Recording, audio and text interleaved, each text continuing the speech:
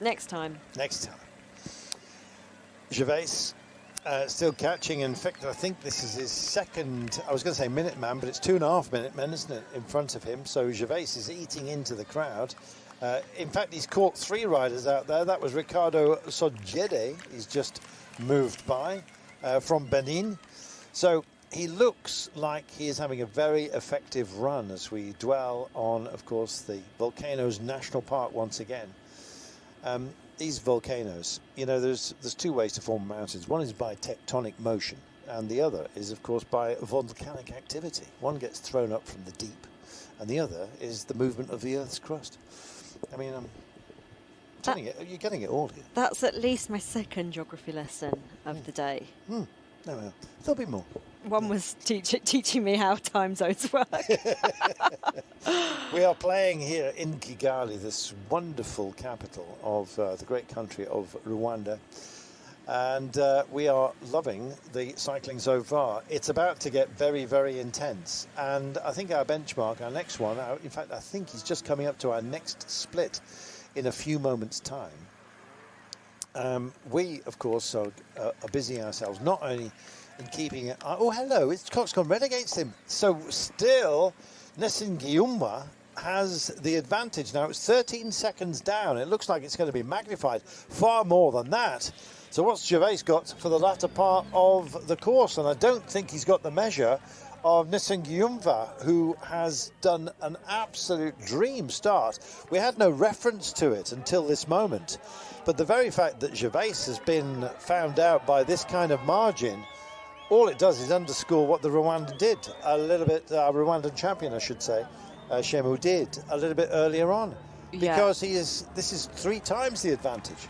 Yeah, it was a really, really stunning early ride, really solid performance. So after the first intermediate time check, Florian Vermeersch came in 45 seconds up on Nesingiyumwa and Gervais at 56. But he looks to be coming, let's have a confirmation of what happens at this second intermediate time check. He's just been through it, 39, near enough. 38.82, there it is. There we go, confirmation of that. So Liu at 2 minutes and 44. So still Rwanda will be indeed continue the dancing band theme, because they've got a lot to celebrate with a fantastic performance by their national champion, Nesingiyumwa, who has done an amazing job and is still out of reach.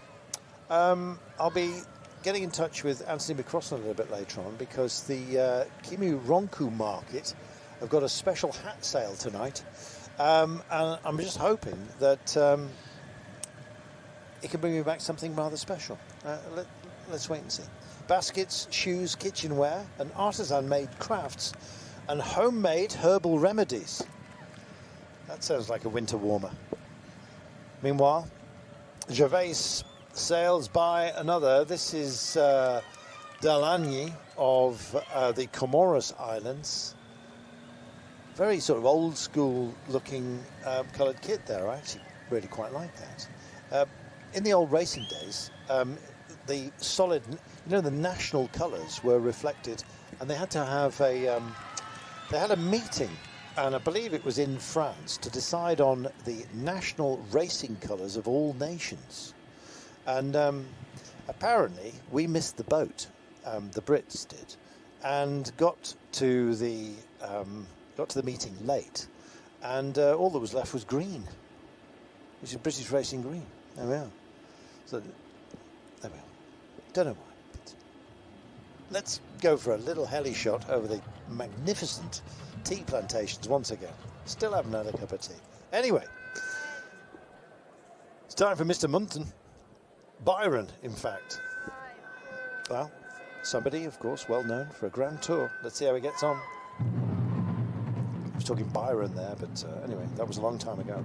This is Byron Munton for the Republic of South Africa.